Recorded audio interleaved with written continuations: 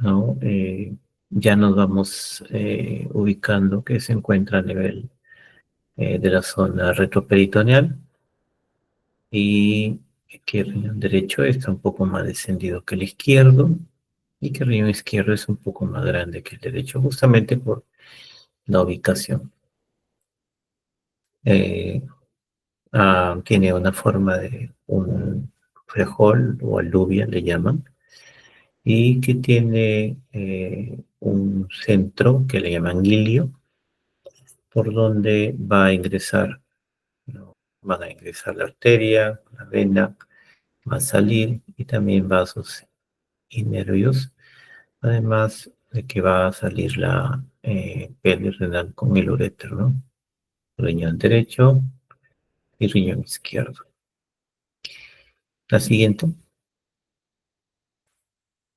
Entonces, como características morfofuncionales, un promedio de tamaño de largo, 7 centímetros por ancho, que digo 11 centímetros por ancho, 7 y 3 de espesor. Un peso aproximado de 150 gramos, ya habíamos mencionado la diferencia entre el derecho y el izquierdo, la localización aproximadamente a nivel de la columna, tenemos retroperitoneal a una altura de la torácica 12, lumbar 3.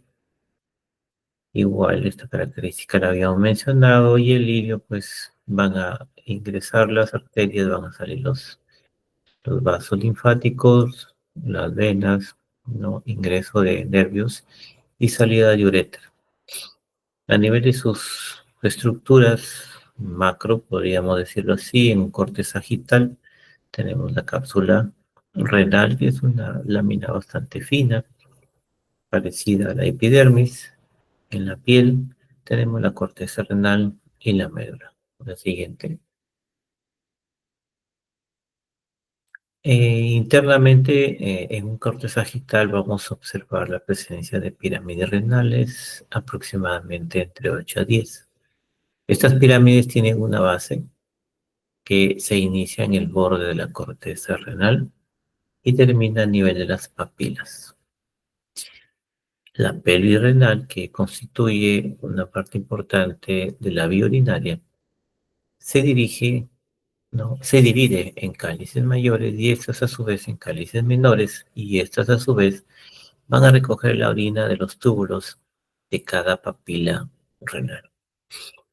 La unidad funcional de nuestros riñones, ¿no? Es la nefrona y consta de una cápsula de Ullmann, un ovillo glomerular, en donde vamos a encontrar también el ingreso o arteriola aferente y la salida o arteriola eferente.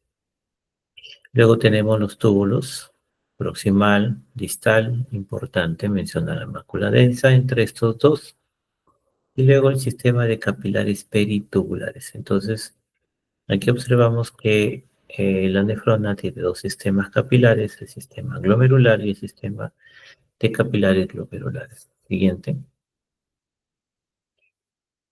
Y aquí observamos un corte sagital, ¿no? Un poco más objetivo. Tenemos la cápsula renal, tenemos la corteza renal, tenemos la médula, ¿no? Aquí tenemos las papilas y lo que recibe las papilas vendrían a ser los cálices menores, ¿no? Cálices menores, cálices mayores, pelvis renal, uréter. Y esto vendría a ser la vía urinaria. La siguiente. Ya que tenemos la vascularización, tenemos siempre arteria renal, rama de la aorta abdominal, arteria superior, la segmentaria inferior, la antero superior segmentaria y la antero inferior segmentaria renal, ¿no? Luego de esto tenemos la arteriola interlobulares, y luego tenemos las arciformes y las radiales, ¿no? La siguiente. En esta diapositiva interesa que esta nefrona, ¿no? Que observamos aquí tiene una distribución donde el glomérulo se encuentra en la corteza renal y los túbulos, ¿no? En este caso, en la rama de la asa de Henle, se encuentra a nivel medular. También hay que mencionar, acá por ejemplo tenemos el ovillo glomerular con la cápsula de Bowman, el túbulo contorneado proximal, ¿no? Acá va. La rama descendente delgada, la asa de Henle, la rama ascendente delgada, la rama ascendente gruesa, y aquí tenemos la mácula densa entre las dos arteriolas de la aferente y la deferente, y luego ya esto ya es túbulo contorneado distal.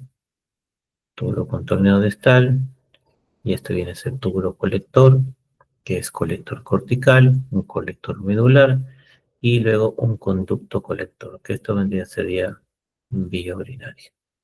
La siguiente. Entonces, las funciones del riñón, las principales funciones del riñón. Siempre yo les menciono a los alumnos que son 5 funciones renales, ¿no? De acuerdo a esta diapositiva, dice aquí eliminación de los productos por la orina, ¿no? Dice aquí son sistemas de filtrado de productos y toxinas de la sangre. ¿Qué cosa va a eliminar el riñón o los riñones? Van a eliminar desechos metabólicos, principalmente productos producidos por el metabolismo de las proteínas, llámese urea, creatinina, ácido úrico, fosfatos o fósforo. Y luego tenemos que también va a eliminar sustancias extrañas, sustancias químicas y fármacos. Luego tenemos la función de regulación del agua. Aquí estaría la regulación de equilibrio hidroelectrolítico y la regulación del equilibrio ácido-base. Prácticamente aquí en este número 2 vendrían a estar dos funciones, el equilibrio hidroelectrolítico y el equilibrio ácido-base. Entonces, si hablamos del equilibrio hídrico, vamos a tener que hablar de la volemia. Entonces, nuestro riñón va a regular la cantidad de agua o de sangre que existe en el organismo.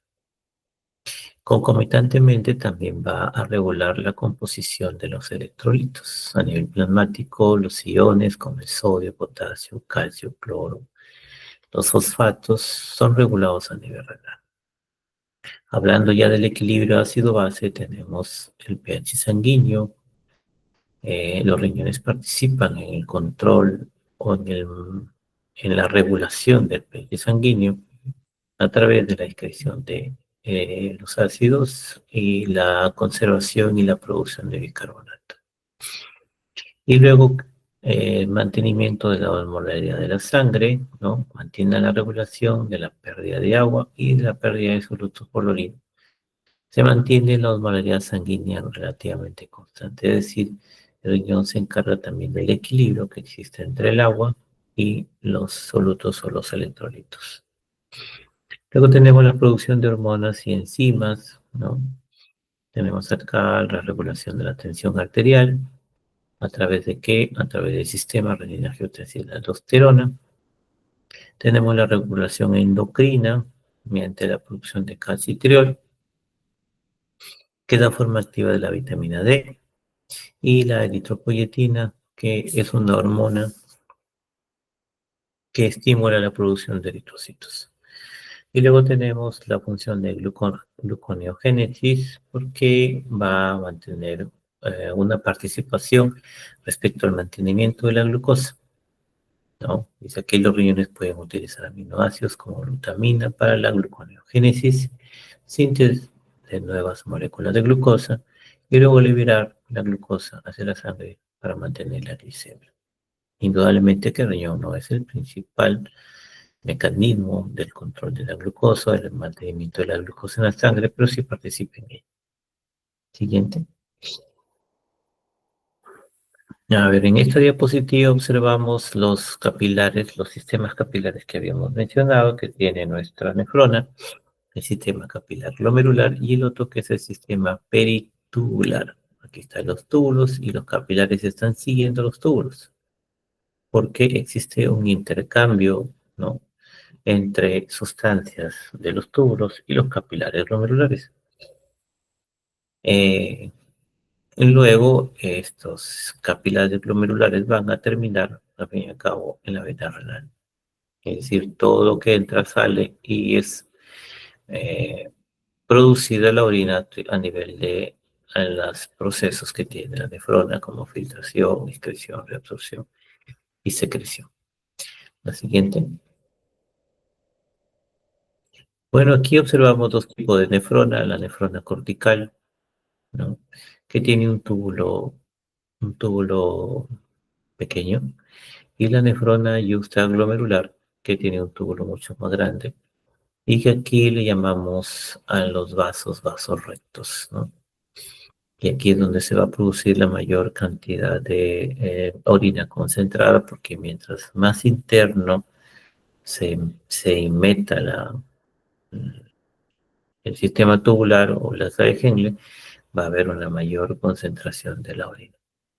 Y aquí también divide, ¿no? En una corteza, en una médula. La médula tiene una zona externa, banda interna, y la médula tiene una zona interna. Como les digo, mientras más interna sea la zona, más osmolaridad va a tener esa porción de nuestro riñón, más concentración. Siguiente. Acá tenemos el corpúsculo renal, ¿no? Tenemos la arteriola aferente, que es por donde ingresa la sangre, el ovillo glomerular y la arteriola eferente. La cápsula de Bowman, y luego tenemos el polo urinario con que inicia el túbulo contorneado proximal. Aquí observamos las células cúbicas con cepillo, ¿no?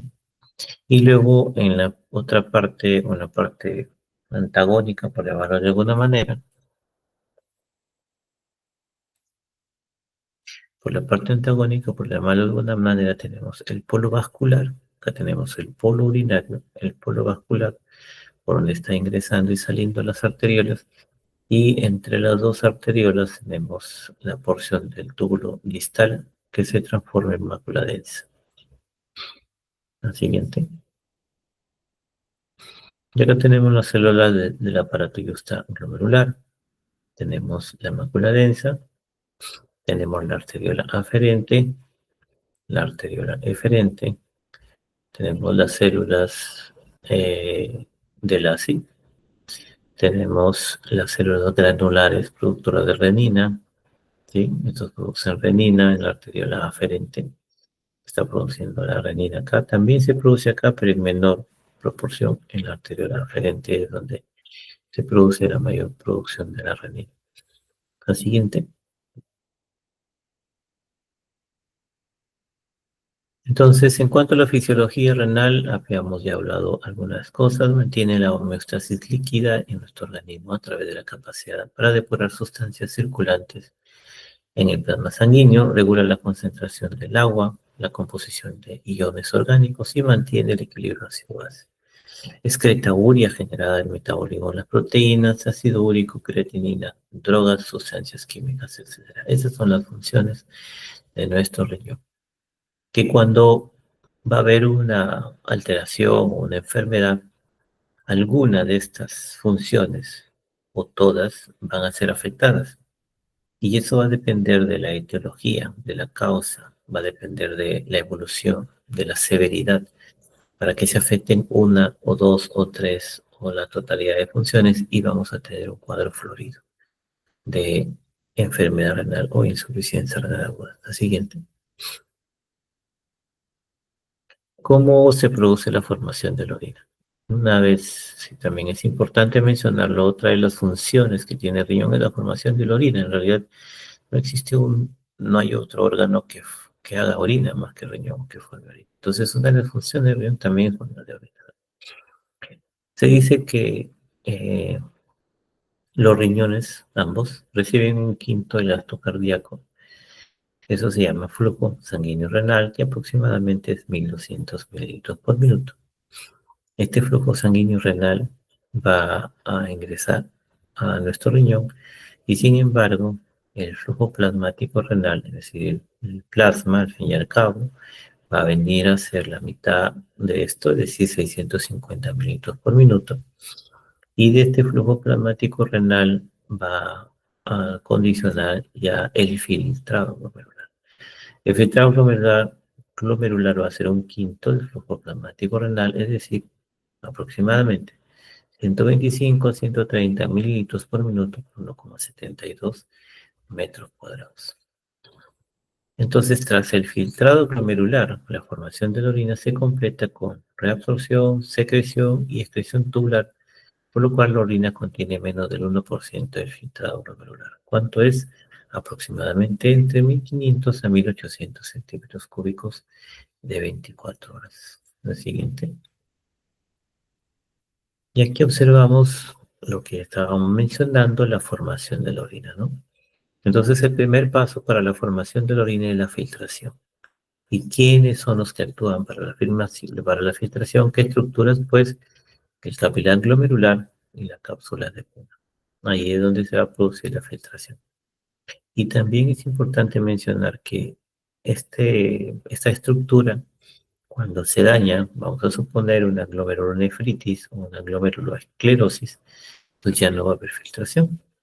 Y si no hay filtración, pues no va a haber nada. Es decir, el paciente queda en anuria o en oligonuria. Entonces es importante reconocer esta estructura porque aquí se inicia la formación de la orina y muchas patologías o muchas enfermedades como síndrome nefrótico, síndrome nefrítico y otras más van a ocasionar el daño de glomérulo. Luego de la filtración vamos a tener reabsorción, es decir, el filtrado glomerular va a salir hacia el intersticio. Luego también vamos a tener una secreción, es decir, del intersticio va a ingresar al túbulo. Y por último va a existir una excreción urinaria, ¿no? Que viene a ser prácticamente el desecho, o sea, el resultado de las tres anteriores. El resultado de las tres anteriores viene a ser prácticamente la excreción. Y en realidad es la orina, ¿no? La que sigue. Esta diapositiva es importante para nuevamente recalcar el asunto de los sistemas capilares que tiene nuestro riñón, el capilar glomerular y el capilar peritubular, y ustedes observan cómo existe una relación muy cercana, ¿sí? Entre los dos sistemas y el filtrado glomerular a nivel tubular. Entonces tenemos aquí la arteriola aferente por donde ingresa la sangre, se filtra a través de los capilares glomerulares y ese es el primer paso, filtración. El segundo paso sería reabsorción, es decir, del líquido tubular pasa hacia el capilar glomerular. Luego tenemos secreción del capilar glomerular pasa hacia la luz tubular y luego ya la excreción urinaria u orina. Y lo reabsorbido pasa a dónde? Al sistema venoso renal y su vuelta al circuito del sistema vascular. La que sigue.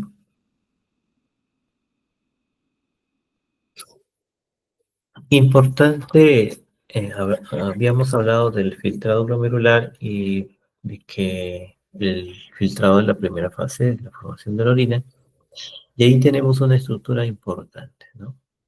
Dice aquí que el filtrado glomerular es un proceso pasivo, ¿no? Tenemos una presión hidrostática, la arteria aferente, esta empuja literalmente la sangre contra la membrana de filtración glomerular, y por eso es que se produce el filtrado glomerular. Y la membrana de filtración glomerular o pared de filtración glomerular va a constar de tres estructuras. De adentro hacia afuera tenemos el endotelio, tenemos la membrana basal propiamente dicha, constituida de 240 a 340 nanómetros, colágeno tipo 4 y 5, glicoproteínas y proteoglicanos que le dan una carga eléctrica negativa. También tenemos en la parte ya más externa, en la capa epitelial, que lo constituyen los podocitos. Estos sintetizan también colágeno tipo 4, fibro también tiene una carga eléctrica negativa. Entonces aquí tenemos la estructura de la pared glomerular por la cual va a atravesar todo el filtrado glomerular que tiene que atravesar. Importante también esta estructura porque Aquí se van a sentar enfermedades tanto glomerulares, ¿no? eh, subendoteliales, subepiteliales o a nivel de los diafragmas de hendidura de los podocitos. Hablando de los podocitos, por ejemplo, este es un capilar glomerular. El capilar glomerular tiene una estructura interna que lo tapiza el endotelio. Aquí está el núcleo de la célula endotelial, las fenestras, que son los agujeritos. Luego tenemos en azul, tenemos la membrana basal propiamente dicha, y en amarillo tenemos el podocito que está abrazando prácticamente con sus brazos, llamarlo de alguna manera, a todo el capilar. Y entre ellos tenemos los diafragmas de hendidura por donde se va a producir la filtración. La siguiente. Y acá tenemos una fotografía electrónica, ¿no? Tenemos las plaquetas, otra plaqueta, y este vendría a ser el lumen del capilar glomerular. Entonces tenemos la célula endotelial, está acá, ¿sí? La parte interna. Luego tenemos esto que parece una carretera, vendría a ser la membrana basal propiamente dicha. Y en la parte externa, estos son los pies de los podocitos o pedícelos, ¿sí? Eso vendría a ser, esta es la pared glomerular por la cual tienen que atravesar el filtrado glomerular que está acá, en el lumen del capilar. Siguiente. Nuevamente, la misma estructura, tenemos el glomérulo, el capilar glomerular, cogemos una porción y aquí está, ¿no? La célula endotelial fenestrada en azul, la membrana basal propiamente dicha y el podocito que está siempre abrazando. Igual, esto es lo mismo en corte sagital. La siguiente. Y esta es una fotografía electrónica de un podocito. Este es un podocito con sus brazos, ¿sí? Y esto es ultra microscópico, imagínense las estructuras que existen, ¿no? Y esto es un capilar glomerular que prácticamente no se ve. ¿Por qué no se ve? Porque los pies de los podocitos o pedicelos prácticamente lo han abrazado completamente, lo han cubierto al capilar glomerular. Estructura electrónica, una microestructura que trabaja a la perfección. Eso es lo que tenemos en nuestros riñones. La siguiente. Y acá tenemos un corte sagital de un capilar glomerular. Entonces aquí tenemos la luz del capilar glomerular, tenemos la célula endotelial con su núcleo, y aquí tenemos la célula endotelial con sus agujeritos que se llaman fenestras para que exista el filtrado glomerular.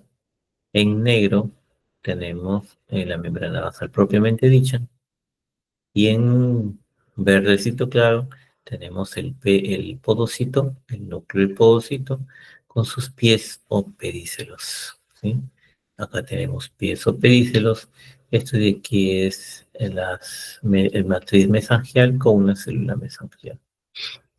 La siguiente. Entonces, ¿cómo se produce el filtrado glomerular? Ya lo habíamos dicho que es un fenómeno pasivo, pero existen presiones, ¿no? Presiones que van en contra y presiones que van a favor.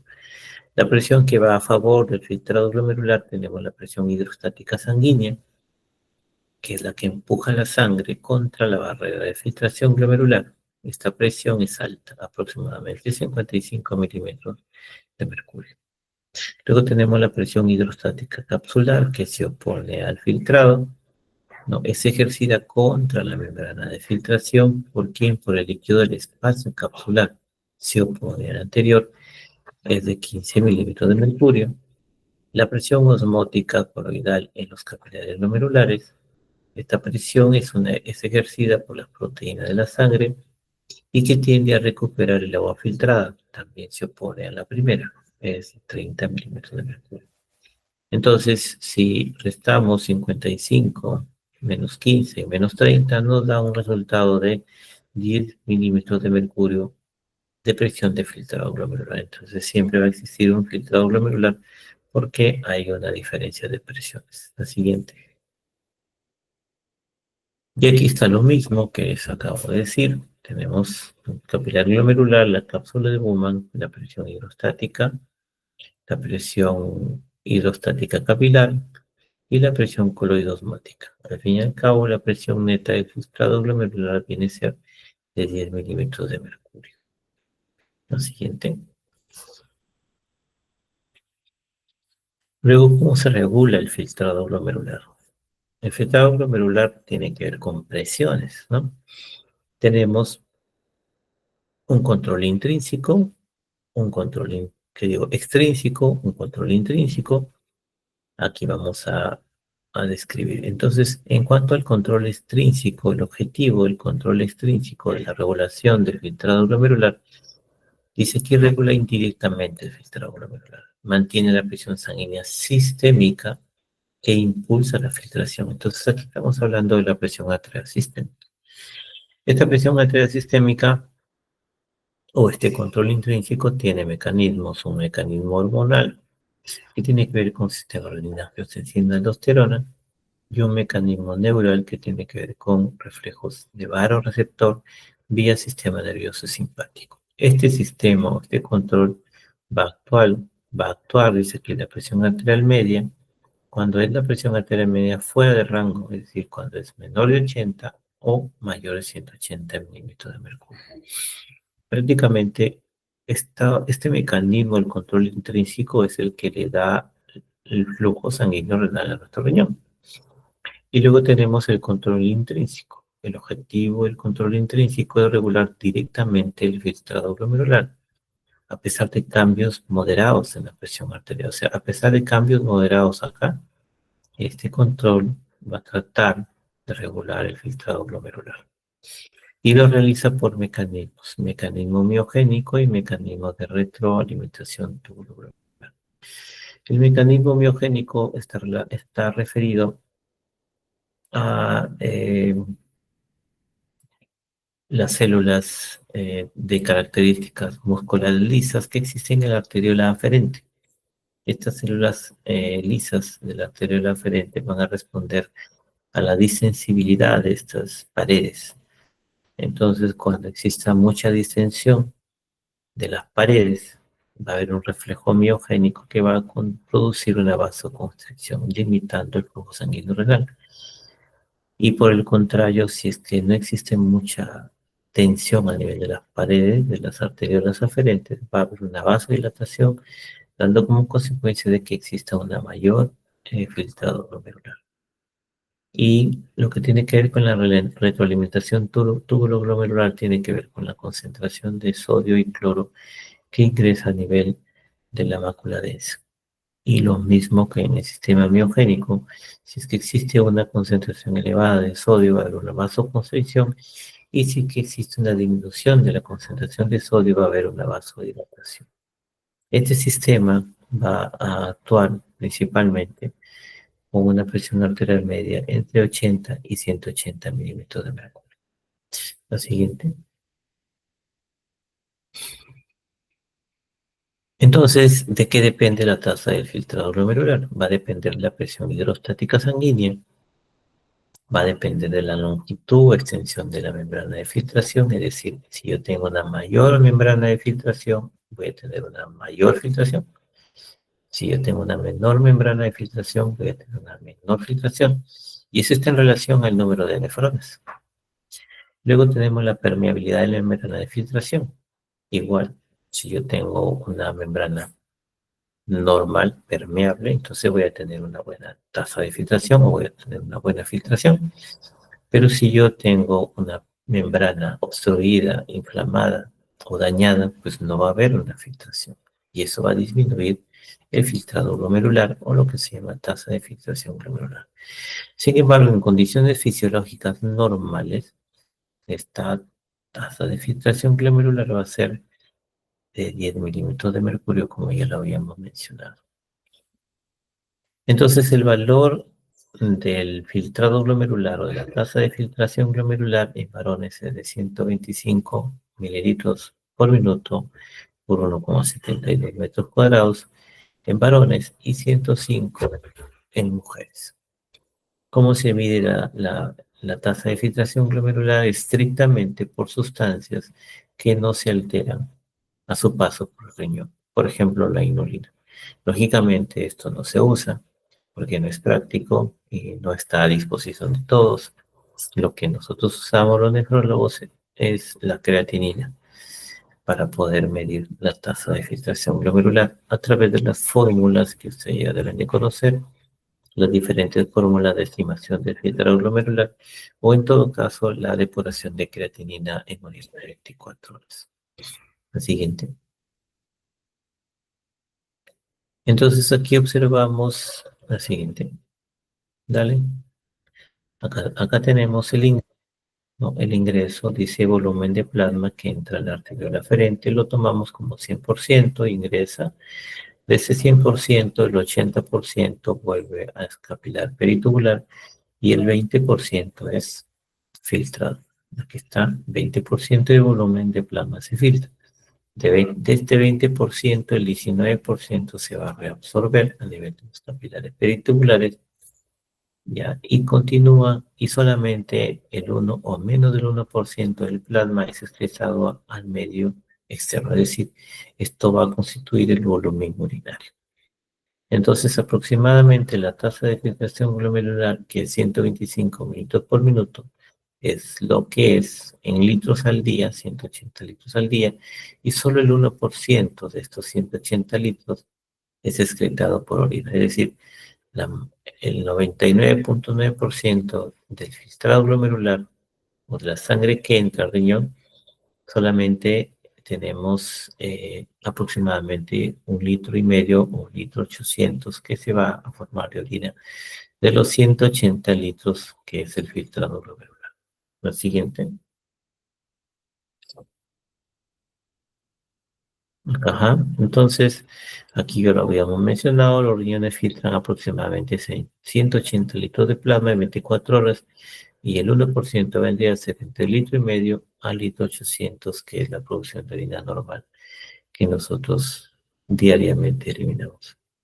En los túbulos se reabsorbe aproximadamente más del 90% del agua y cloro filtrados, más del 70% del potasio y del 80% del bicarbonato. Es decir, los túbulos, su función es eso, ¿no? Mientras que a nivel del glomérulo la función es filtrar, en los túbulos se trabaja con agua, con iones, reabsorbiendo, secretando y luego excretando. Ese es su trabajo de los túbulos. La reabsorción del agua y sodio se ajustará a mecanismos en las regiones terminales de los túbulos de acuerdo a las necesidades del organismo. ¿Qué quiere decir? Una vez que ha producido la filtración y la reabsorción, igual en los túbulos distales va a existir una regulación de agua y sodio a través de otros mecanismos y de acuerdo a la necesidad del organismo. En las regiones proximales de los túbulos se reabsorberá más del 65% de sodio, agua, aminoácidos y glucosa. Nuevamente, las hormonas o algunas hormonas de los túbulos distales y colector van a condicionar que pequeñas cantidades de agua y algunos iones que han llegado hasta aquí se reabsorban en caso de ser necesario. O sea, no siempre se activa esto, solo si es necesario. Vamos a utilizar las hormonas que van a actuar a nivel distal y van a regular, van a afinar la regulación de la concentración de la orina y la pérdida de agua. La siguiente. Acá en esta gráfica tenemos, dice aquí regulación de la excreción del sodio. Pues la excreción del sodio normal va a venir a ser como resultado menor del 1%.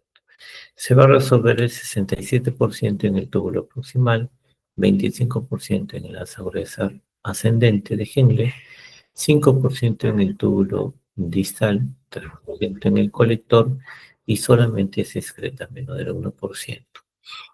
La siguiente. Entonces, ya aquí estamos con la reabsorción y secreción tubular. Resulta de que el filtrado glomerular va a producir aproximadamente cerca de 30 gramos de proteínas. El filtrado glomerular. Estas proteínas van a pesar menos de 70 kilos de alto. Sin embargo, dice acá, son reabsorbidos en su totalidad por endocitosis en la cara apical del borde del cepillo de donde el túbulo contorneado proximal. ¿Cómo se reabsorbe la glucosa y otras moléculas como aminoácidos y vitaminas? Dice aquí, son reabsorbidos en su totalidad también en el túbulo contorneado proximal, a través de un transporte activo secundario, a través de un contrasporte de sodio, a través de bombas de transporte como la sodio y potasio ATPasa, o los canales de cloro llevándolos al espacio intersticial.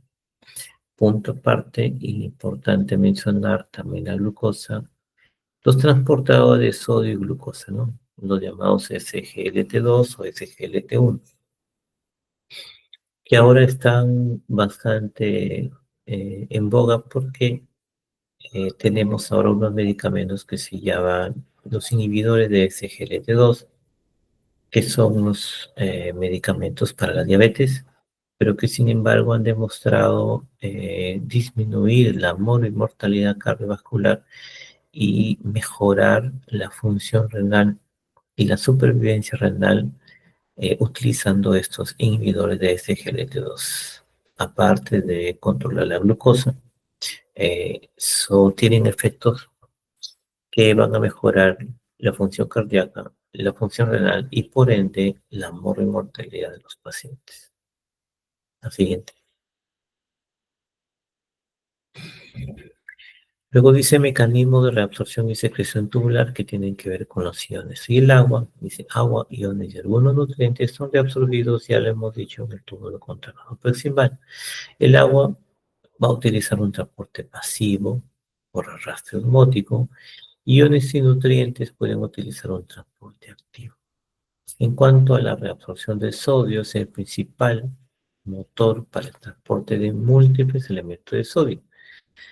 Entra por difusión facilitada a través de los canales de la cara apical de las células tubulares. Se conoce que el 80% de la energía utilizada para el transporte activo tubular será utilizada para el transporte de sodio, es decir, la mayor cantidad de energía que se usa para el transporte va a ser para el sodio. Y hablando de la membrana vasolateral, también el sodio es transportado fuera de la célula a través de la bomba sodio-potasio ATPasa y luego de ahí a los capilares peritubulares, utilizando 3 sodio más 2 potasios. La siguiente. Síguele, síguele, termínala. Ya. Así que sigue.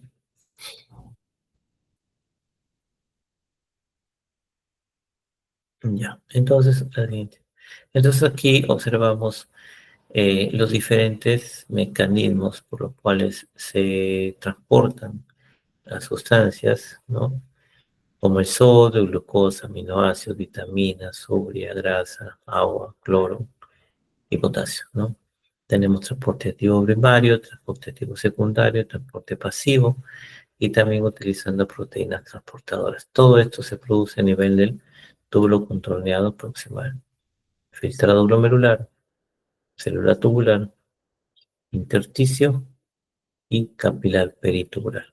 Entonces, por eso es importante los capilares peritubulares porque van a permitir este reordenamiento o redistribución del filtrado glomerular. Lo siguiente,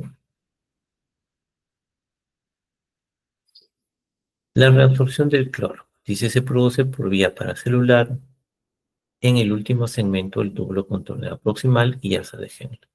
No consume energía. Sin embargo, un pequeño porcentaje es absorbido mediante un contraportador sodio 2 cloros potasio.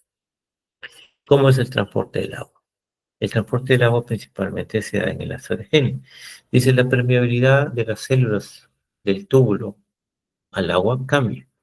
Esta función es primordial en la capacidad renal y la concentración del orina.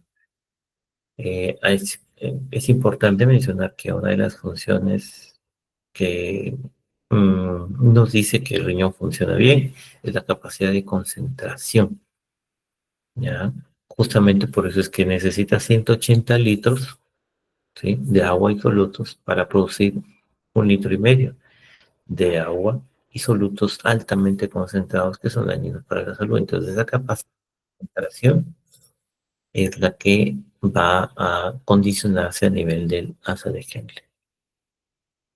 ¿Cómo es la dinámica de la permeabilidad del agua en el asa de Henle? Pues en el asa de Henle descendente delgada existen acuaporinas. Esto permite la reabsorción del agua, es decir, a nivel del asa de Henle va a salir el agua de la luz tubular hacia el intersticio.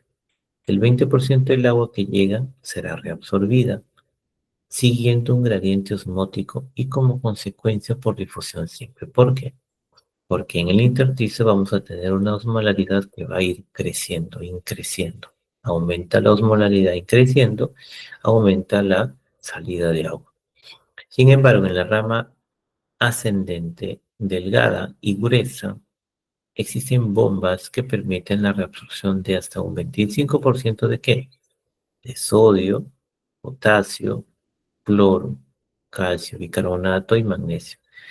Sin embargo, en esta zona las acuaporinas son escasas, lo que imposibilita la reabsorción de agua a este nivel. Es decir, en el momento en que asciende por los túbulos, ya vamos a observar que la orina que estaba concentrada, vamos a observar que existe una salida de estos solutos y va a disminuir la osmolaridad conforme va ascendiendo la asa de Henle, ¿no?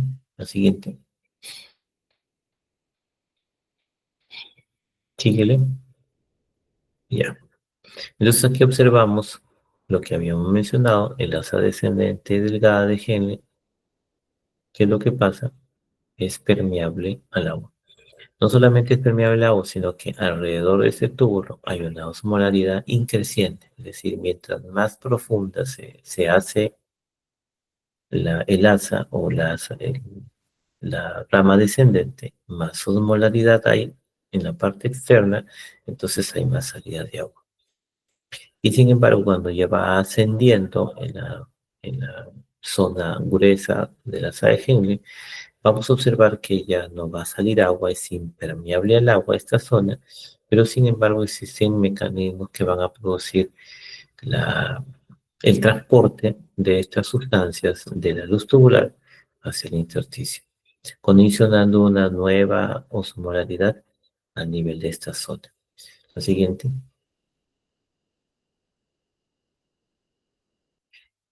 Esto tiene que ver con el mecanismo de contracorriente. Dice, ¿qué cosa es el mecanismo de contracorriente? Para que el riñón pueda producir una orina concentrada, que es lo que habíamos estado hablando, es fundamental que se genere un intersticio con una alta osmolaridad. ¿Y de dónde se produce? Esto se produce gracias a la particular disposición que tienen las asas de Henle y los vasos rectos asociados. El mecanismo de concentración depende del mantenimiento de un gradiente de osmolaridad creciente a lo largo de las pirámides medulares, es decir, mientras más profundo es el, el ingreso de los túbulos, entonces vamos a tener una mayor concentración. Un sistema de contracorriente es aquel en el que el flujo de entrada va paralelo en sentido contrario y próximo al flujo de salida durante cierta parte del trayecto. Esto ocurre tanto para la asa de Henle, porque tenemos descendente y ascendente, como para los vasos rectos de la médula renal, igualito, descendente y ascendente. La urea también participa en el establecimiento del gradiente osmótico en las pirámides medulares y la capacidad para producir orina concentrada en los túbulos colectores. Entonces, parte importante, función importante de nuestro riñón es la concentración de la orina. ¿Cómo lo obtiene? A través de una osmolaridad alta. ¿A través de qué? A través del sistema de contracorriente. La siguiente. Y aquí observamos lo que habíamos mencionado. Tenemos la corteza, la zona de la médula superficial o externa y la zona interna de la médula. Entonces acá tenemos el túbulo contorneado proximal con una osmolaridad de 300 miliosmoles. Una vez que ingresa a la médula, va haciéndose mayor hasta la zona más inferior y luego cuando va ascendiendo, otra vez va disminuyendo la osmolaridad y llega nuevamente al túbulo contorneado distal, conducto colector, nuevamente empieza a ingresar hacia adentro y nuevamente el agua empieza a salir y la orina se empieza a concentrar. La siguiente. Síguele, síguele. Termínala, por favor. Ya, esto no, ya, entonces esto tiene que ver con lo que ya habíamos dicho, cambios de la osmolaridad en diferentes segmentos de los túbulos renales, concentración de sodio. Entonces, viene aquí el túbulo contorneado proximal. Aquí en la primera porción del túbulo contorneado proximal, la pared del túbulo es permeable tanto al agua como al sodio, los dos salen igual. Pero conforme entramos a la zona delgada ascendente, solamente es permeable al agua. Entonces se va concentrando la orina hasta que tenemos un fluido hiperosmótico. Nuevamente sigue su camino y esta porción gruesa va a ser impermeable al agua, pero vamos a tener mecanismos que van a reabsorber el sodio, el cloro, el potasio, el bicarbonato, el magnesio, y lo van a transportar a la zona interna. ¿Para qué? Para que esta zona sea hiperosmolar y que pueda tener la función de arrastre de agua en el otro lado. Y luego continúa con fluido hiposmótico y nuevamente empieza a concentrarse la orina a través de eliminación del agua porque esta zona nuevamente es concentrada y sale una orina concentrada que ya la conocemos. La siguiente. Acá tenemos algunos ejemplos de las concentraciones urinarias y plasmáticas de algunas sustancias de importancia fisiológica. Por ejemplo, tenemos la glucosa. En la orina no hay. En el plasma, aproximadamente 100 miligramos por decilitro. La relación orina-plasma es cero. En cuanto al sodio, en la orina es 90 miliequivalentes por litro. En el plasma es 140. La relación orina-plasma es 0,6, es decir, hay más sodio en el plasma que en la orina. Respecto a la urea, tenemos en la orina 900 miligramos por decilitro y en el plasma solamente es 15. La relación orina-plasma es 60 veces, es decir, tenemos 60 veces más urea en la orina que en el plasma. Y hablando de la creatinina, tenemos un valor de 150 miligramos en la orina y en el plasma un valor de 1. Eso significa que tenemos 150 veces más concentrada la creatinina en la orina que en el plasma. Entonces, cuando un paciente tiene insuficiencia renal y pierde la función de concentración, ¿no es cierto? Este plasma se va llenando igual que la orina y por eso es que la creatinina y la urea van a subir en plasma porque la orina no lleva la concentración adecuada de urea y creatinina o de sustancias tóxicas y todo se queda a nivel del plasma acumulándose. La siguiente.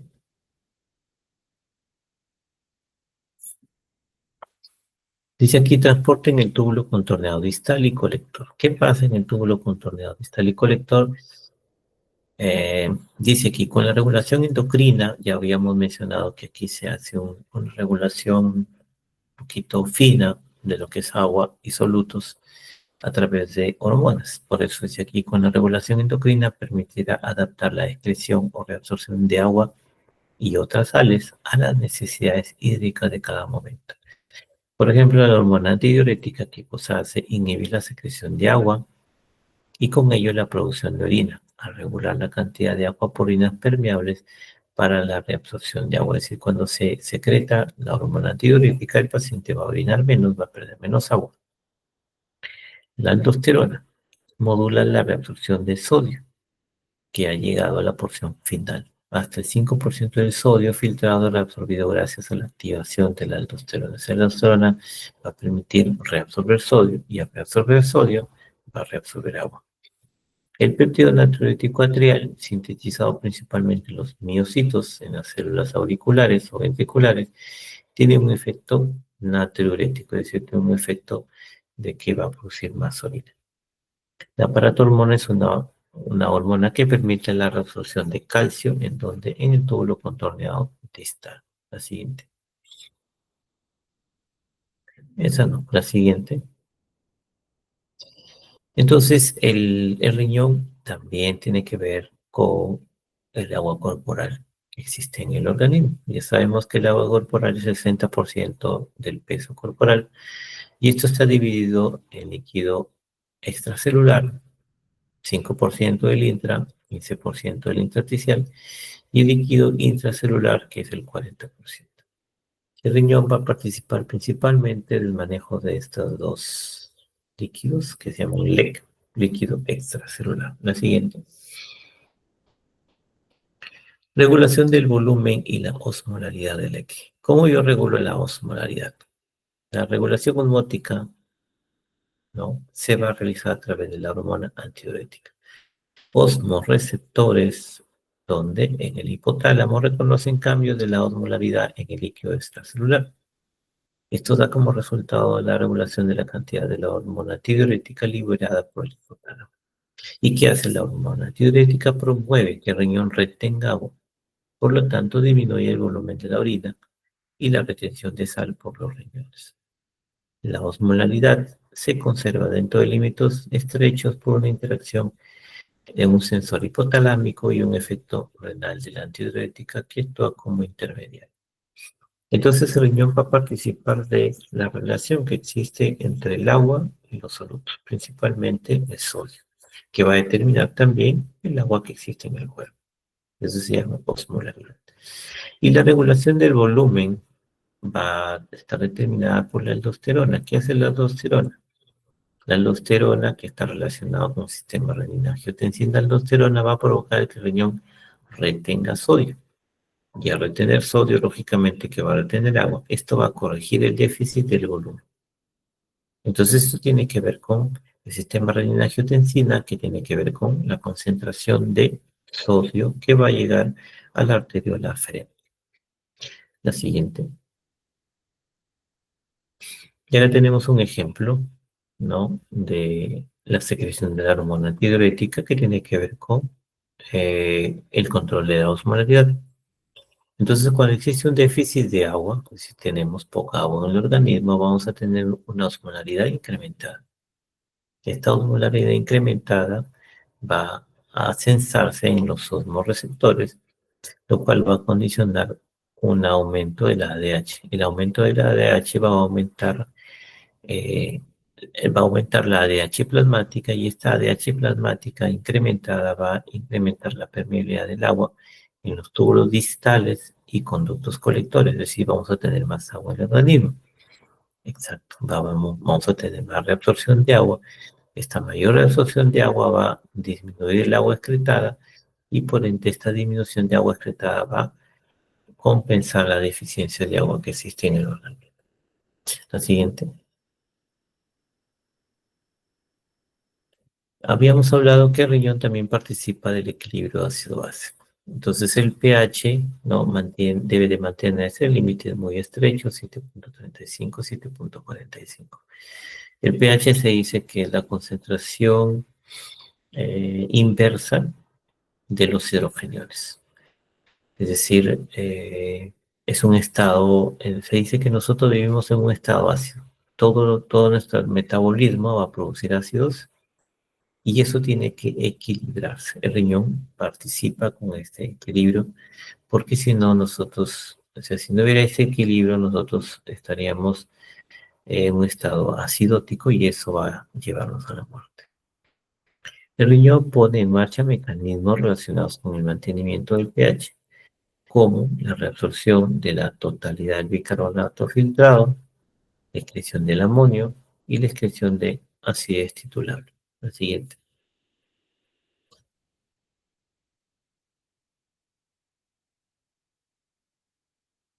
Acá tenemos la fórmula de Henderson-Hasselbalch, bueno, así se pronuncia, donde tenemos en el centro el ácido carbónico, que puede dividirse en hidrogeniones y bicarbonato. El bicarbonato se va a regenerar o va a volver al riñón y los hidrogeniones van a ser eliminados por el riñón.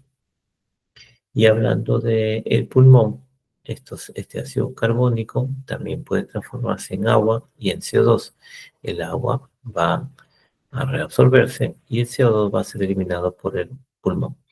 Entonces los mecanismos principales que regulan el equilibrio ácido-base va a ser el pulmón a través de la respiración y va a ser el riñón a través de la eliminación de los hidrogeniones y la conservación o la regeneración del bicarbonato. La siguiente. Acá tenemos un ejemplo, nos dice aquí mecanismos renales implicados en la excreción de hidrogeniones y reabsorción de bicarbonato. Acá tenemos el capilar peritubular que va a reabsorber bicarbonato y que va a donar el CO2. Va a donar el CO2 con el agua de la célula, va a formar el ácido carbónico. Este ácido carbónico se va a dividir en bicarbonato de sodio y bicarbonato y un hidrógeno. Este bicarbonato con el sodio va a formar bicarbonato de sodio que va a volver al capilar peritubular. Y luego en la luz tubular tenemos bicarbonato de sodio que con el hidrógeno que viene acá va a formar el ácido carbónico y este ácido carbónico se va a dividir en CO2 y agua. El agua pasa a ser la vía urinaria y el CO2 retorna para ayudar a hacer el ácido carbónico junto con el agua. La siguiente. Y acá también tenemos otro mecanismo implicado en la producción de bicarbonato. Tenemos la luz tubular, tenemos la célula tubular y el capilar peritubular. Aquí está nuestro bicarbonato. Tenemos nuevamente CO2 y agua. Ácido carbónico se divide en bicarbonato de hidrógeno. Este hidrógeno pasa a la luz tubular, que al unirse con un fosfato disódico va a formar un diácido de fosfato disódico que se va hacia la orina y al unirse con el amoníaco va a formar amonio y también va a ir a la orina. En resumen, ¿qué cosa vamos a hacer? A recuperar bicarbonato de sodio. Siguiente. Entonces habíamos hablado de que los mecanismos importantes para regulación ácido-base es el pulmón y es el riñón. Los trastornos ácido-bases están acá a la izquierda y la respuesta primaria de nuestros sistemas que regulan esto va a condicionar una presentación de estos del pH, de la presión de CO2 y de bicarbonato, y luego tenemos una alteración secundaria compensatoria a la primaria, ¿no? Entonces habíamos hablado que los sistemas que intervienen en la regulación, en la homeostasis ácido-base son el pulmón y el riñón. Se dice que el pulmón es el mecanismo más rápido que actúa a los cambios ácidos-bases, sin embargo no es potente, y este va a eliminar los ácidos volátiles. En cambio, el riñón participa regulando de una forma mucho más lenta, pero sin embargo su efecto es mucho más importante, mucho más poderoso, y va a eliminar los ácidos que no son volátiles. Las alteraciones ácido-bases más frecuentes en el mundo médico son las acidosis. Y de las acidosis, la más frecuente son las acidosis metabólicas. Entonces, acá tenemos la acidosis metabólica, es lo más frecuente. ¿En qué consiste un pH disminuido? ¿Cuánto? Menor de 7.35. ¿Qué más vamos a tener? El bicarbonato va a estar disminuido. ¿Cuánto? Menor de 20. Y la acción compensatoria va a ser una disminución de la presión de CO2. ¿Por qué?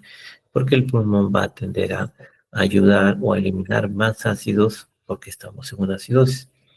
Entonces vamos a tener una opción compensatoria con disminución de la presión de CO2 y esto va a tender a aumentar el pH. Luego el segundo mecanismo en frecuencia tenemos la acidosis también, pero ya respiratoria. También vamos a tener un pH disminuido, menor de 7.35, y aquí vamos a tener una presión de CO2 incrementada. ¿Por qué? Porque el pulmón no está eliminando los ácidos volátiles, dentro de ellos el CO2, entonces va a aumentar el CO2. La acción compensatoria es que aumente un poco el bicarbonato para tratar de aumentar un poco el pH. Luego tenemos alcalosis respiratoria y alcalosis metabólica. De estas dos, la más frecuente es la alcalosis metabólica, es decir, tenemos un pH mayor de 7,45 y un bicarbonato mayor de 26. La acción compensatoria es en incremento de la presión de CO2 para tender a disminuir el pH. Y luego tenemos la alcalosis respiratoria, también tenemos un pH mayor de 7,45, una presión de CO2 disminuida, y el efecto compensatorio es disminución del bicarbonato para tender a que nuestro pH disminuya. La siguiente. La función endocrina. Bueno, tenemos la eritropoyetina que va a favorecer la hematopoiesis. ¿Qué es la eritropoyetina? Una glicoproteína de 30,4 kilodaltons. Tiene 166 aminoácidos y está codificada en el cromosoma número 7. La concentración plasmática es de 6 a 32 unidades por mililitro. Esta eritropoyetina controla la producción de eritrocitos. ¿Por qué? Porque promueve su supervivencia, proliferación y diferenciación en la médula ósea. El 90% de esta eritropoyetina es producida por los riñones en los adultos, en los fibroblastos intersticiales de la corteza renal. Se activa por factores de transcripción inducibles por hipoxia, es decir, mientras más hipoxia haya, vamos a tener mayor producción de eritropoyetina. Es lo que pasa en los pobladores de altura. Como en la altura hay una concentración de oxígeno menor, se va a activar estos factores y por lo cual estos pacientes van a tener una hemoglobina 18, 19, ¿no? Lo cual no es normal a nivel del mar. Si a nivel renal se detectan bajos niveles de oxígeno, aumentan los niveles del HFI y con ello el proceso de transcripción de eritropoyetina. Es decir, se va a producir más eritropoyetina cuando haya factores inducibles por hipoxia. La siguiente.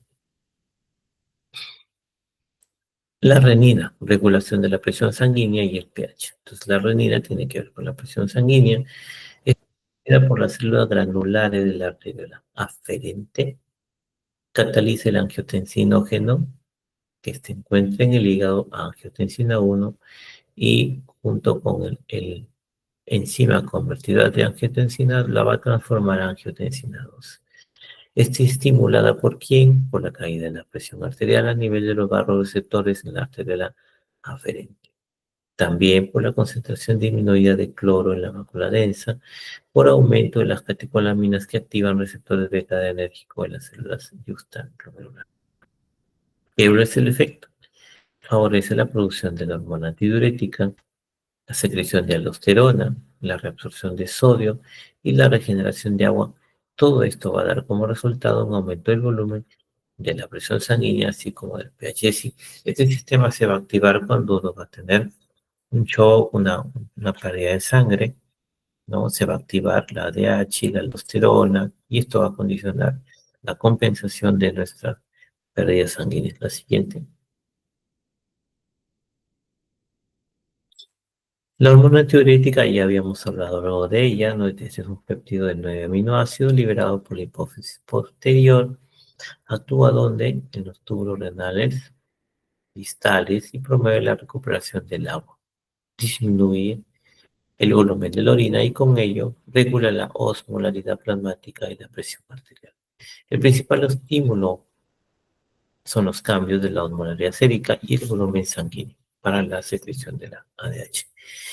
En cuanto a la secreción de la aldosterona, dice es producida en la corteza suprarrenal, es decir, la aldosterona no es producida en los riñones, sino en la suprarrenal, pero sí en respuesta a algo que se produce en los riñones, que es la angiotensina 2, o también por el incremento del potasio plasmático. ¿Qué hace esta hormona? Favorece la reabsorción de sodio y con ello la retención de agua. Favorece la excreción de potasio, regulando también sus niveles. La siguiente. En cuanto a la hormona paratiroidea, estas dos participan del metabolismo calcio-fósforo. ¿Qué hace la PTH? Es un péptido de 84 aminoácidos, es secretado por las células principales de las glándulas paratiroideas. ¿En respuesta de qué? De la disminución del calcio sérico. Es decir, cuando hay calcio disminuido, la PTH se va a activar.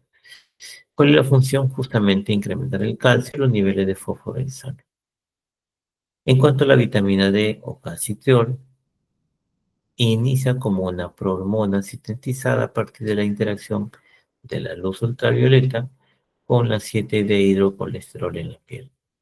Luego, esta sustancia se hidroxila en el hígado, produciendo la 25-hidroxi-colecalciferol, que a su vez es hidroxilada por última vez por la 1-alfa hidroxilasa, ¿en donde?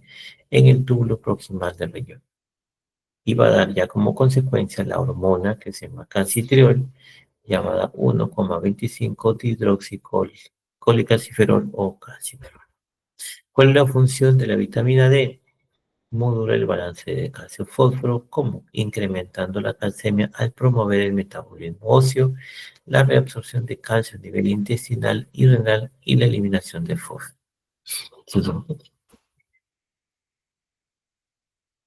Aquí observamos la fisiopatología del hiperparatiroidismo secundario, que es una de las complicaciones de la insuficiencia renal. Entonces vamos a tener como inicio una masa renal disminuida, ya sea por disminución de nefronas, por un daño renal, por un monorreno. Entonces vamos a tener una masa renal disminuida. Esta masa renal disminuida va a disminuir la producción de una alfa hidroxilasa, es decir, la disminución de la producción de calcitriol. Esta disminución de calcitriol va a condicionar el incremento de la PTH. Esta disminución de calcitriol va a condicionar la disminución de la absorción de calcio en el intestino, lo cual va a producir hipocalcemia. Esta hipocalcemia va a producir activación de la PTH. Luego tenemos que la masa renal disminuida, lógicamente, va a condicionar una disminución del filtrado glomerular. Esto va a condicionar una disminución de la pérdida o la excreción de fósforo, llamada hiperfosforemia. La hiperfosforemia también produce una disminución de calcitriol y va a permitir una precipitación de calcio, condicionando a hipocalcemia. Entonces, la hiperfosforemia también va a activar directamente el incremento del aparato hormonal. Esto se llama hiperparatiroidismo secundario, que lo estuvimos revisando con los alumnos en unos días. La siguiente. Luego tenemos hormonas natriuréticas, hormonas que van a producir una mayor volumen de orina. Tenemos el péptido natriurético atrial, producida en donde en las aurículas, porque en respuesta al estiramiento excesivo de la pared auricular. Los sitios de acción tenemos la médula, túbulos colectores, células mesangiales y glómerulos. ¿Qué hace? Estimular la excreción de sodio y agua, inhibe la liberación de la aldosterona y la hormona antidiurética. Es decir, esta hormona está en contra de todo lo que retiene agua, en todo lo que retiene sodio, en todo, ¿no? Luego tenemos las endotelinas, son péptidos de 21 aminoácidos que tienen una potente actividad vasoconstrictora, producidas por las células endoteliales, mesangiales y de los túbulos. Su producción se estimula, ¿por qué? Por la angiotensina 2, bradicina y epinefrina, vasoconstrictores. La siguiente. Luego tenemos también sustancias con función vascular, las ciclooxigenasas y prostaglandinas. Son compuestos lipídicos que tienen que ver con actividad vasodilatadora e inflamatoria y son producidas a partir de ¿quién? Del ácido araquidónico. Son catalizadas por las ciclooxigenasas COX-1, COX-2, están expresadas a nivel renal y modulan la actividad de las prostaglandinas. Por ejemplo, la prostaglandina E2 está sintetizada en el epitelio tubular, en las células intersticiales y túbulos renales, regulan la respuesta vasodilatadora manteniendo una perfusión adecuada en la corteza y médula renal y la homeostasis de sodio. Y la prostaglandina I2 se localiza en la corteza renal, participa también en la regulación del flujo vascular glomerular, la tasa de filtración y la secreción de renina. El siguiente. Yo creo que ya acabamos, 55. Y también el riñón participa en cuanto al metabolismo de la glucosa, ¿no? El riñón va a producir un poquito de glucosa y va a metabolizar la insulina. Dice que tras ser reabsorbida la insulina se degrada en los endosomas, por lo tanto hay mayor riesgo de hipoglicemia en enfermedad renal avanzada. Una de las fórmulas prácticas que nosotros tenemos para saber indirectamente que nuestro paciente ya esté en una fase avanzada, es que el diabético esté haciendo hipoglicemias. ¿Por qué? Porque cuando el riñón está sano, ¿no? El riñón degrada insulina, entonces hay una glucosa más elevada. Necesita más insulina endógena, que digo exógena. En cambio, cuando el riñón ya se dañó por completo, la insulina no la metaboliza, hay más insulina en el cuerpo endógena y necesita menos insulina exógena y si le ponen va a ser hipoglicemias. Entonces, junto al hígado, el riñón produce glucosa para usarla en el periodo de ayuno o para acumularla a nivel del hígado. Y me parece que ahí hemos acabado. Bueno, segunda pregunta, ya van a ser las 12.